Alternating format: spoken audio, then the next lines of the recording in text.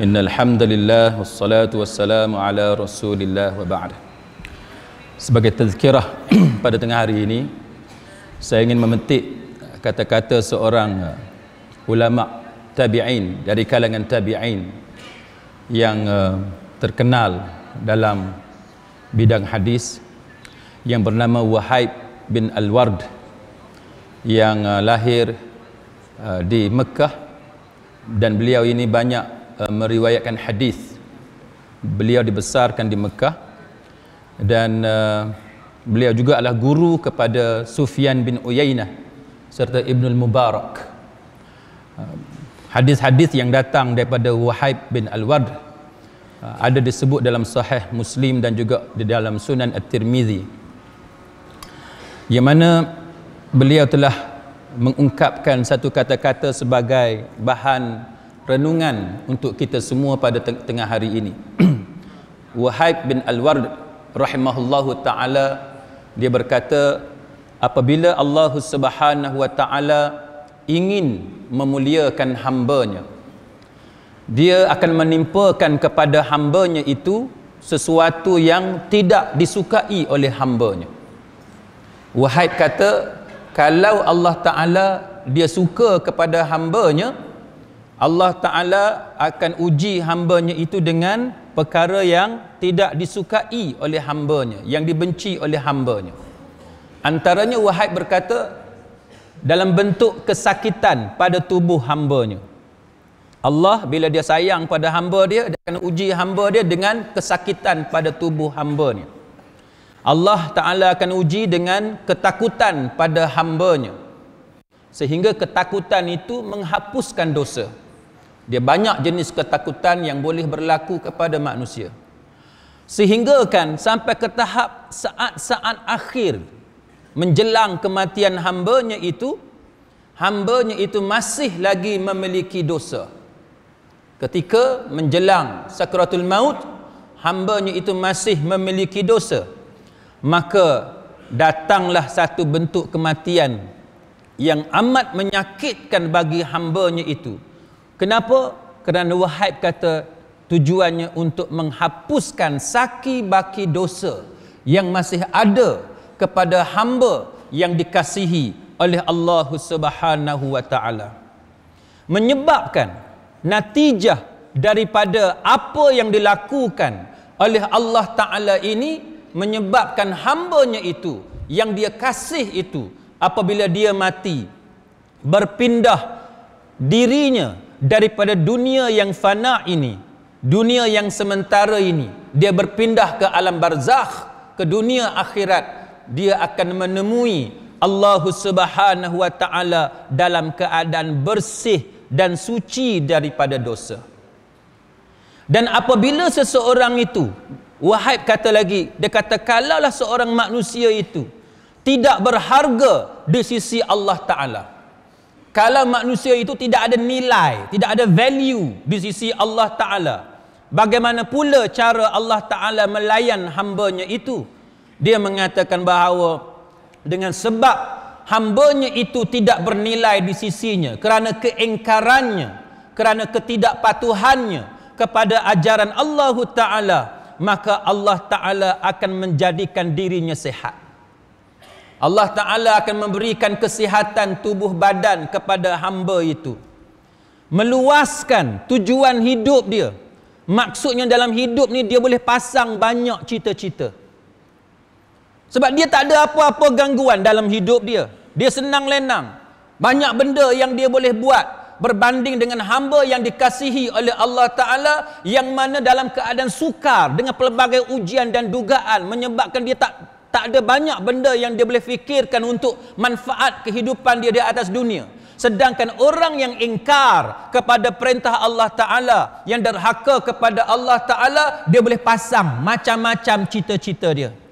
Nak beli rumah banyak mana, nak berjalan melancong ke mana, nak bawa anak bercuti di mana, sebab dia banyak kelapangan dalam diri dia. Maka kemudian dia kata bahawa, dan dia merasa aman ketika dia hidup atas dunia. Dia merasa aman. Ini bentuk istidraj bentuk istidraj yang Allah Ta'ala bagi kepada hamba, yang Allah Ta'ala tengok hambanya itu tidak bernilai di sisi dia, disebabkan oleh kejahatan hamba berkenaan, sehinggalah datangnya kematian, kepada seseorang itu, dan dia masih ada lagi saki baki kebaikan,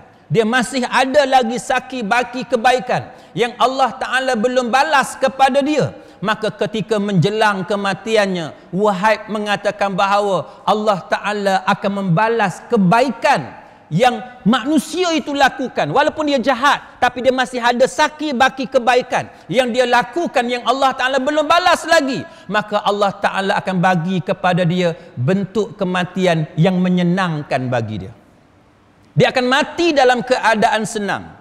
Sehingga kan apabila dia mati, maka matinya itu diringankan oleh Allah Ta'ala dengan sebab masih ada saki baki kebaikan dia. Apabila dia mati, maka dia berpindah daripada dunia yang sementara ini, dia pergi menemui Allah Ta'ala di hari akhirat nanti dalam keadaan dia tidak memiliki apa-apa pun untuk berhadapan dengan Allah Ta'ala.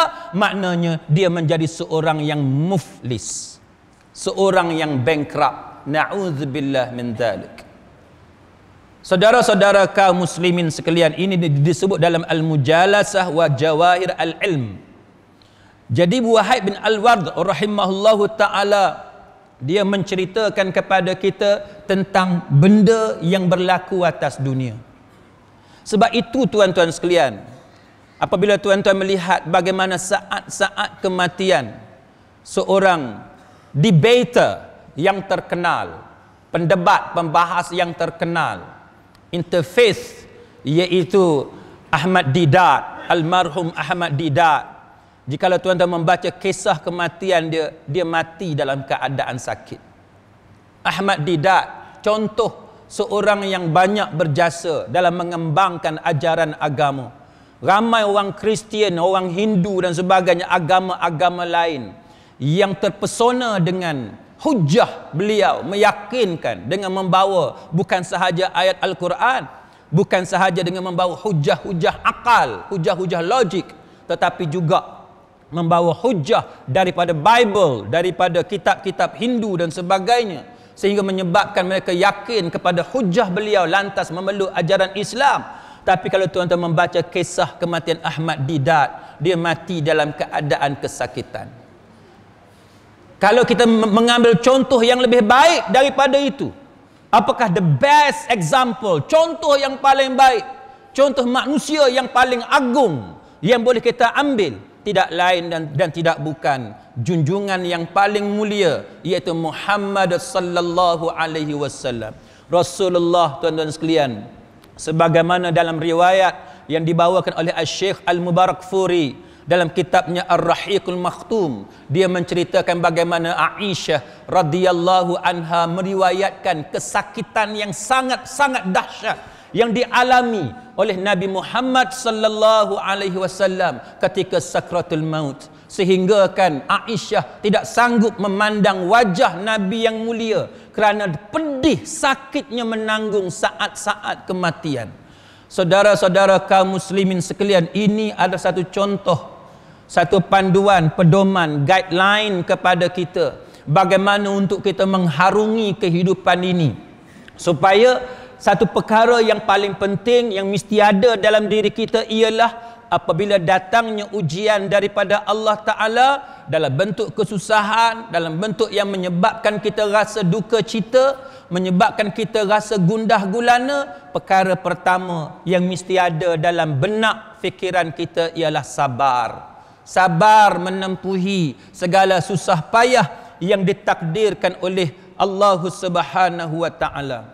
Dalam satu hadis yang diriwayatkan oleh Imam Ahmad umpamanya dalam Musnad Imam Ahmad dan dinilai sahih oleh para ulama, di mana Nabi sallallahu alaihi wasallam menyebut dengan maksudnya bahawa mereka, yakni para nabi, sangat gembira dengan musibah seperti mana kamu gembira dengan kemudahan.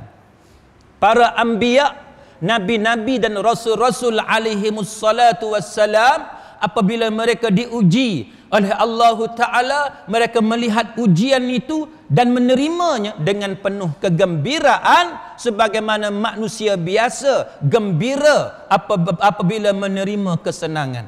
Itu disebut oleh Nabi sallallahu alaihi wasallam. Kenapa? Kerana tidaklah seorang Islam itu terkena musibah seperti penyakit ataupun musibah-musibah yang lain kecuali Allah Ta'ala menghapuskan kesalahannya seperti mana pokok menggugurkan dedaunan, seperti mana pokok menggugurkan daun masing-masing. Ini yang direkodkan oleh Imam Bukhari dan Imam Muslim, apa yang disebut oleh Nabi sallallahu alaihi wasallam. Saudara-saudara kaum muslimin sekalian, maka apa yang diperingatkan kepada kita ialah perlunya seseorang itu bersabar menerima dugaan daripada Allah Ta'ala.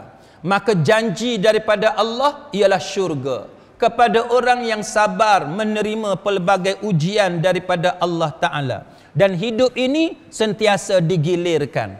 Dan realitinya tuan-tuan, hakikat jikalau kita lihat, tidak ada manusia yang sepanjang masa menerima kesenangan. Orang yang senang sekalipun pelbagai musibah menimpanya. Umpamanya kita melihat siapakah orang yang bagi kita paling senang hidup atas dunia ini. Dalam negara kita mungkin kita akan mengatakan bahawa yang paling senang adalah raja ataupun anak raja ataupun keluarga raja. Tidak perlu bekerja tetapi menerima wang setiap masa daripada dana kerajaan, daripada dana rakyat. Tetapi apakah raja ataupun keluarga raja hidup dalam keadaan senang lenang tanpa menerima pelbagai musibah? Kita melihat ada raja ataupun ahli keluarga mereka yang ditimpa dengan penyakit kulit yang amat mengaibkan. Kita melihat ada di antara raja ataupun keluarga raja yang saling membunuh antara satu sama lain kerana pergeseran sesama mereka. Dan kita melihat ada di antara raja yang saling berebutkan takhta dalam keadaan ayah mereka sakit terlantar, sehingga kan berlaku pelbagai perbalahan yang menggusarkan di kalangan rakyat. Ada di kalangan mereka yang menyokong raja tertentu dan ada di kalangan mereka yang menyokong ahli keluarga yang lain dan sebagainya. Jadi itu adalah panduan kepada kita. Dan sebagai akhirnya sedang hadirin mukminin, Imam Ibn Kathir rahimahullahu ta'ala dalam tafsirnya mengatakan bahawa ujian ini adalah untuk membezakan orang yang benar dalam pengakuan dia. Siapa yang mengaku beriman kepada Allah Ta'ala, maka dia akan diuji bahawa apa yang diucapkan itu benar-benar sebagaimana yang diucapkan. Bukanlah satu benda yang pura-pura. Apabila sesuatu itu terjadi, maka kita akan mengetahui bahawa itu memang sebenarnya adalah pengakuan yang jujur yang datang daripada seorang hamba Allah Subhanahu wa taala. Wallahu a'lam. Aqulu qawli hadza wa astaghfirullahal azim li wa lakum. Wassalamu alaikum warahmatullahi wabarakatuh.